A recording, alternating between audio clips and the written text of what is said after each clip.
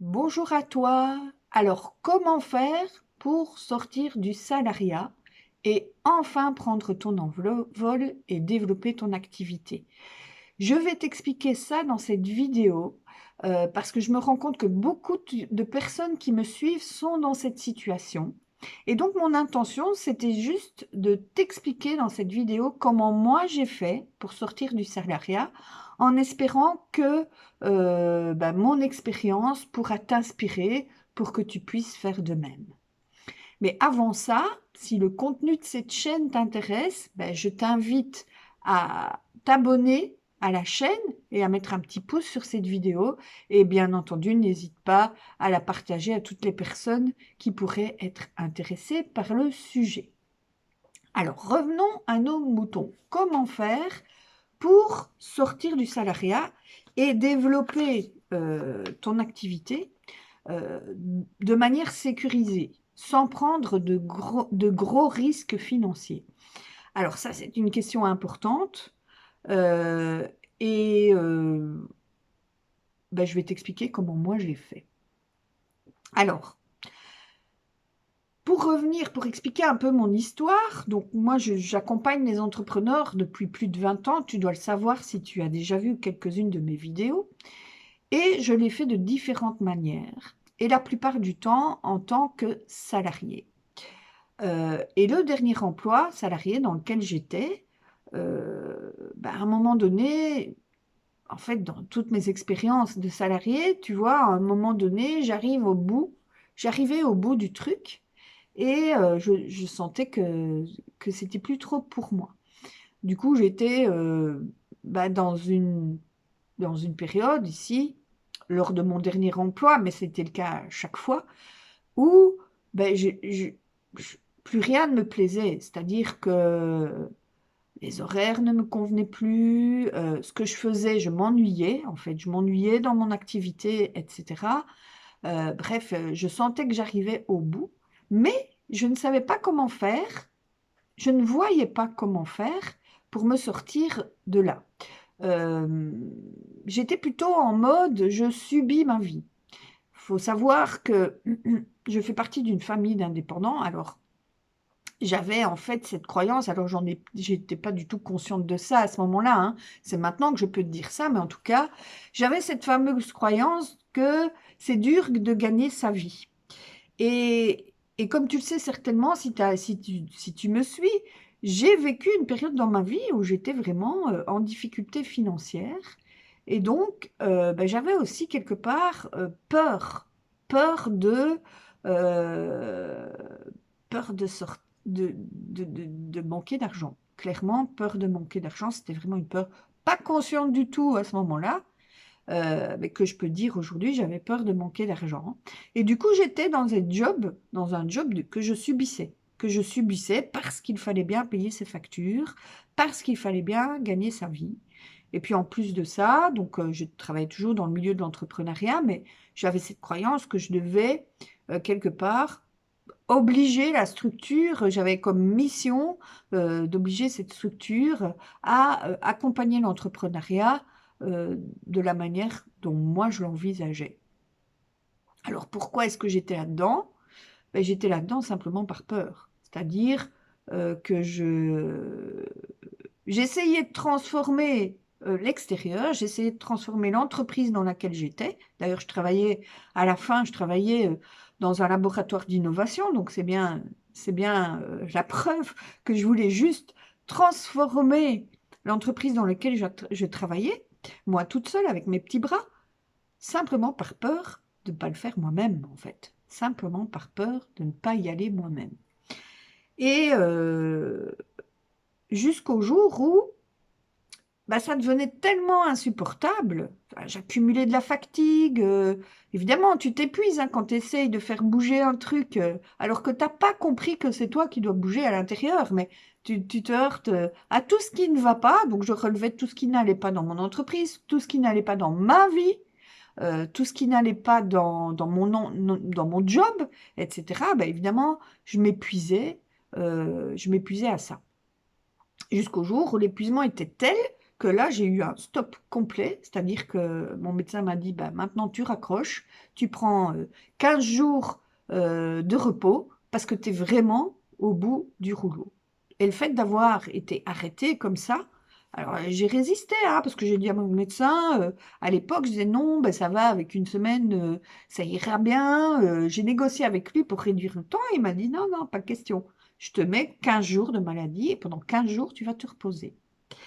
Et cette période de repos a été vraiment bénéfique pour moi. Pourquoi? Parce que au cours de cette période de repos, je me suis posé une question qui est, mais qu'est-ce que tu veux en fait? Qu'est-ce que tu veux devenir? Qui veux-tu devenir en fait? Pourquoi tu fais tout ça? Pourquoi tu fais tout ça? Et j'ai trouvé la réponse à cette question. Moi, je veux devenir une entrepreneur parce que j'ai l'esprit d'entreprendre et du coup, je me sens à l'étroit dans le salariat parce que je suis une entrepreneur dans l'âme. Euh, et je veux accompagner les entrepreneurs ou les starters. Et je veux le faire de la manière qui m'inspire. Je veux y mettre toute ma créativité, je veux y mettre toute mon expérience. Et ce qui me bloque, ce qui me met au lit pendant 3 semaines, c'est que j'essaye de transformer une entreprise alors que pour qu'elle corresponde à qui je suis et que en fait, c'est juste me rencontrer moi qui était important et ces semaines de repos m'ont vraiment servi à ça, dire ok, qu'est-ce que je veux, qu'est-ce qui m'anime vraiment. Et de cette manière-là, ben, ça, c'est la première chose que j'ai faite, c'est de dire, c'est prendre conscience que, ok, qu'est-ce que je veux? Qu'est-ce que je veux vraiment? Et de cette manière-là, en sachant ce que je veux vraiment, ben, j'ai pu dérouler les choses. J'ai pu dérouler les choses et euh, regarder les choses différemment. Parce que la réponse était qu'est-ce que je veux? Je veux accompagner l'entrepreneur ou le futur entrepreneur à s'aligner. Parce que je suis intimement convaincue que quand on trouve son alignement, alors on peut grandir, on peut développer correctement son activité, on peut avoir de l'impact, de la contribution au monde. Je veux aider les entrepreneurs à contribuer. Et du coup, j'ai regardé mon job différemment et tous les jobs que j'ai eus jusque-là. Et je me suis dit, ok, mais tous ces jobs, ils m'ont appris plein de choses. Ils m'ont permis d'avoir une expérience de différentes manières d'accompagner les entrepreneurs. Ils m'ont appris à voir ce qui ne fonctionnait pas, les méthodes qui ne fonctionnaient pas pour accompagner l'entrepreneuriat. Ces jobs, ils m'ont permis à avoir la sécurité financière, parce que comme tu sais peut-être, j'ai traversé des périodes de difficultés financières et ces jobs, ils ont été là pour moi reprendre en main mon indépendance financière, les rênes de ma vie. Ces jobs, ils m'ont permis d'avoir un réseau extraordinaire dans l'entrepreneuriat. Ils m'ont permis d'être connue et reconnue dans l'entrepreneuriat parce que j'ai des personnes que j'ai accompagnées dans une structure qui m'ont suivi dans toutes les structures dans lesquelles j'ai travaillé, qui me disaient, qui me donnaient un feedback pour moi m'affirmer, pour moi valider, reconnaître en fait les compétences que j'avais en termes de business coach. Et donc je me suis trouvée dans un moment de gratitude en fait, de gratitude pour tous ces jobs dans lesquels j'étais, tous ces jobs que j'ai eus, gratitude pour toutes les personnes avec qui j'ai travaillé et pour qui j'ai travaillé. Et de cette manière-là, en touchant cette gratitude, eh bien, ça m'a permis d'arriver au stade suivant. À partir du moment où je savais où je voulais aller, ce que je voulais, qui je voulais être, grâce à tout ce que j'ai pu récolter au cours de différents jobs que j'ai eus, et de toucher cette gratitude, j'ai été en capacité de me poser les bonnes questions. C'est-à-dire de sortir de mon mode « c'est dur de gagner sa vie », de mon mode « ceci ou cela ne va pas dans l'entreprise dans laquelle je travaille », et de me poser les bonnes questions et de me dire mais comment, qu'est-ce que je peux faire pour que ça change? Comment je peux faire? Quelles sont les solutions pour moi? Devenir cette entrepreneur inspirante qui va accompagner les starters à s'aligner dans leur business. Et donc, je me suis mise en mode solution. En me mettant en mode solution, eh bien là, j'étais en capacité de voir pour moi les opportunités, les synchronicités qui me permettraient de sortir de ce mode salarié qui était bien confortable parce qu'en fait, j'avais un salaire qui tombait tous les mois, au mode entrepreneur auquel j'aspirais tellement, malgré, quelque part, cette peur de perdre de l'argent. Donc, me mettre en solution, c'était me poser principalement 2 questions, parce que c'était les 2 gros problèmes que je rencontrais. C'était, avec le job que j'ai aujourd'hui, j'ai pas le temps. Comment je peux trouver du temps pour mettre en place ce qu'il faut pour développer mon entreprise? Et deuxièmement, j'ai pas d'argent ou j'ai peu d'argent. Comment je peux faire pour trouver quelles sont les solutions qui vont me permettre de me donner euh, tous les moyens pour développer mon entreprise. Alors à ce stade-là, donc j'étais à ce niveau de conscience-là, en mode solution, et un des problèmes, entre guillemets, auxquels je cherchais une réponse, c'est dire, ok, je veux accompagner les pré-starters, je veux accompagner les gens qui veulent démarrer une entreprise. Oui, j'ai bien un réseau, c'est vrai, j'ai déjà un réseau, etc. Mais ce réseau, il va être à un moment donné insuffisant pour toucher, pour contribuer vraiment.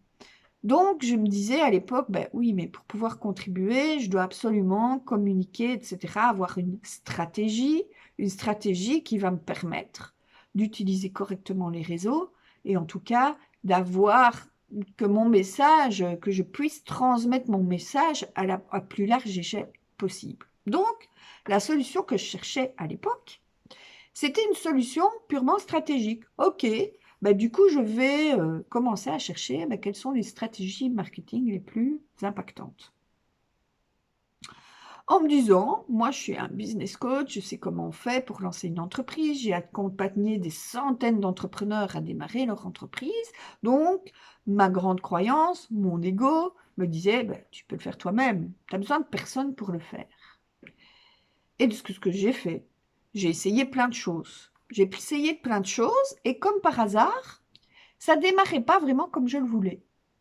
Comme par hasard, tous les bons conseils que j'ai pu donner, pour moi, ça ne fonctionnait pas, alors que ça fonctionnait pour les personnes que j'avais accompagnées.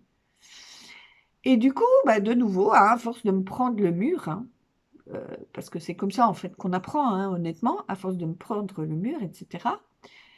Là, j'ai compris. J'ai compris que très probablement, il y a quelque chose qui fait que ça ne porte pas les fruits que je voudrais que ça porte. Qu'est-ce qui fait que ça ne porte pas ses fruits? Qu'est-ce qui fait que je suis toujours dans mon emploi salarié et que je suis quand même encore en train de chipoter, à inventer des choses que je sais qui n'auront pas d'impact? Je suis encore en train de négocier avec qui j'ai envie d'être. Ce qui m'a permis de comprendre qu'en fait, devenir une entrepreneur et savoir lâcher mon emploi salarié, c'était pas une question de stratégie, c'était pas une question de peut-être d'environnement, parce qu'avec toutes ces croyances, tu vois, là, c'est la crise, avec cette crise sanitaire, les gens n'ont pas d'argent, etc. Tous les starters sont pauvres, il y a tellement de structures qui font de l'accompagnement gratuit, tu ne pourras pas le faire, etc. Toutes ces petites histoires-là qui tournaient en boucle. Et en fait, ces histoires, c'était juste, comment dire, c'était juste ce qu'il y avait derrière tout ça, c'était que j'avais pas encore pris conscience que devenir cet entrepreneur, pour qui c'est facile en fait d'accompagner les entrepreneurs à trouver leur alignement, c'était me transformer. C'était moi qui devais me transformer pour y arriver. Et le jour où j'ai compris ça, Je me souviendrai toujours, j'avais pris, comment dire, j'avais pris contact avec un marketeur pour trouver la stratégie digitale idéale pour mon activité. Et cet entretien, il n'a pas du tout tourné comme me l'imaginais. Et j'ai beaucoup de gratitude pour cette personne, parce que cette personne, elle m'a dit, mais ok, mais la stratégie c'est bien, mais si toi, t'es pas musclé à l'intérieur, si toi, t'as pas confiance en toi, si toi, tu ne sais pas exactement là où tu veux aller, si toi, tu ne dépasses pas ce qui t'empêche d'avancer, t'as beau avoir la meilleure stratégie du monde, bah, tu n'obtiendras toujours les mêmes résultats, tu vas toujours répéter les mêmes schémas. Et ça, déjà, quand il m'a dit ça, honnêtement, dans un premier temps, je me suis dit, mais pour qui il se prend, ce gars? Ça a piqué, avec humilité, je te dis, ça a vachement piqué, parce que je me suis dit, mais pour qui il se prend, ce gars? Moi, je lui demande une stratégie et il se permet de me dire que c'est moi qui pêche dans l'histoire. Mais après, j'ai réfléchi et franchement, il avait raison. C'est de dire, ok, ok. Après, j'ai percuté, j'ai dit, j'ai besoin d'aide en fait. Parce que me transformer, ben, en général, ben, on reproduit nos schémas, c'est normal. Et c'est beaucoup plus facile de faire quelque chose de différent quand on a en face de soi quelqu'un en miroir qui peut nous ramener, comme il l'avait très bien fait avec moi d'ailleurs, encore merci, qui peuvent nous ramener à ces schémas et nous aider à nous transformer. Donc, j'ai commencé ce parcours de transformation. J'ai décidé, en fait, j'étais prête, j'ai décidé à me transformer. Et de cette manière-là, j'ai pu passer le cap. C'est-à-dire que je me suis fait accompagner, je le dis avec humilité, et je me fais encore accompagner aujourd'hui, hein, parce qu'il y a encore des espaces hein, où j'ai besoin qu'on me remette de temps en temps, tu vois, ma réalité crue en face des yeux. Donc, je continue toujours à me faire accompagner, mais là, c'était la première fois, en fait, que j'investissais vraiment. Donc, pas des petits bouts de ficelle, pas des petites séances à gauche, à droite, mais vraiment dans un programme où j'investissais vraiment dans ma transformation personnelle. Pourquoi? Parce que devenir un entrepreneur, même si je le savais, parce que je le transmettais au quotidien aux personnes que je rencontrais, devenir un entrepreneur, c'est devenir une personne qui peut dépasser des challenges. Devenir un entrepreneur, c'est c'est devenir un coureur de fond. C'est de rester toujours aligné sur là où on veut aller et quels que soient les obstacles qui se présentent, c'est avoir le courage et la détermination de dépasser les blocages. Parce que plus on grandit dans l'entrepreneuriat, plus on devient un entrepreneur à succès, plus les problèmes sont complexes.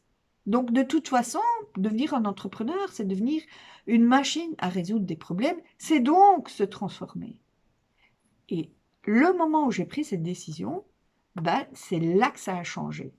C'est-à-dire que j'ai développé mon activité en parallèle de mon emploi salarié, qui était pourtant à temps plein.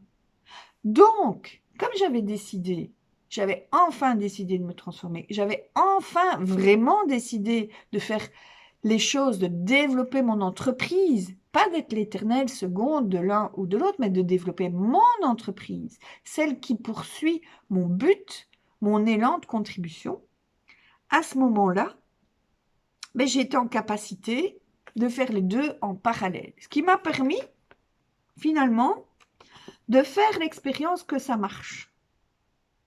Parce que j'étais super impliquée, j'ai trouvé le temps pour le faire, je te rassure. Hein. Le temps, c'est un élastique, en fait. Quand tu es déterminé, que tu sais où tu vas, tu poses tes conditions parce que ça devient prioritaire pour toi, en fait, de trouver le temps de développer ton activité, parce que tu sais que c'est là où tu veux aller. Même chose pour l'argent. Hein.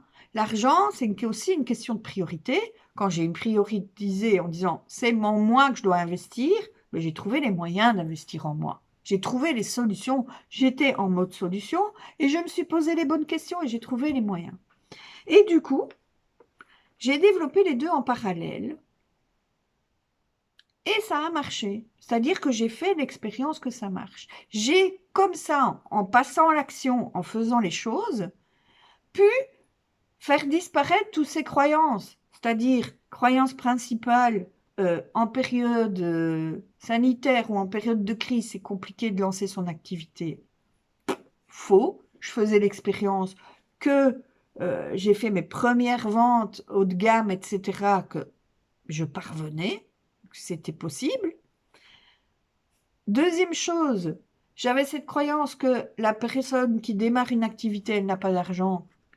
Faux, de nouveau faux, puisque j'arrivais à inspirer des gens, à attirer à moi les personnes qui avaient besoin de ce que j'avais à leur offrir, qui pouvaient reconnaître la valeur aussi que je leur offrais, et donc qui mettaient le juste prix pour cela. Et petit à petit, j'ai pu me muscler. C'est-à-dire que après une cliente, deux clientes, trois clientes, quatre clientes, etc., eh bien, et tu verras, hein, pour toi, ce serait la même chose. À un moment donné, je me suis trouvée dans une situation où, ben, en fait, ça commence à coincer.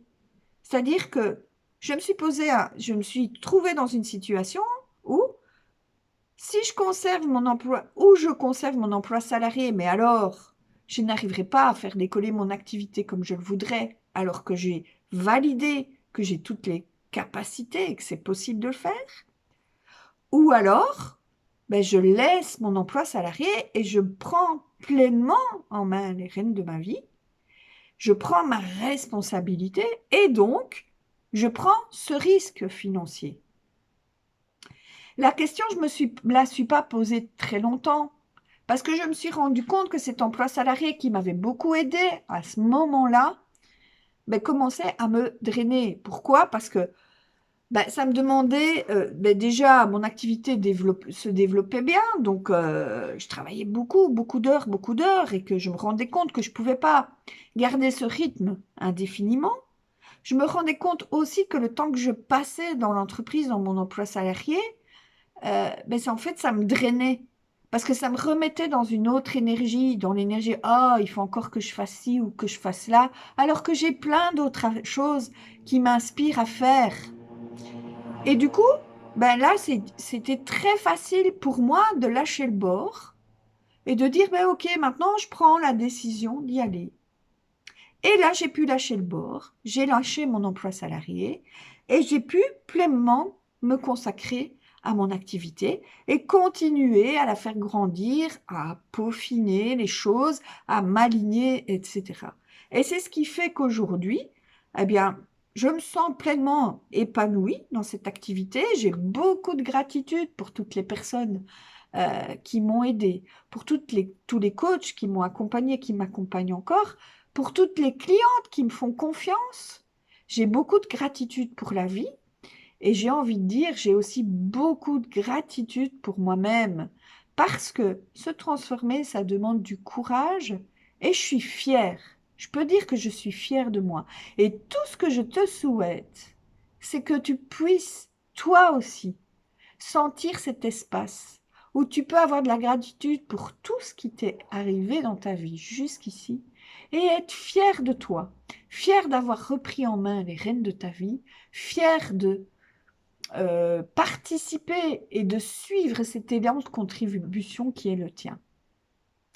Donc, si ma vidéo te parle et si tu veux savoir pour toi comment faire concrètement pour toi, quelles seraient les étapes importantes pour toi-même, passer du salariat au développement de ton activité de cœur, eh bien, j'ai fait de la place dans mon agenda et je te propose qu'on en discute ensemble.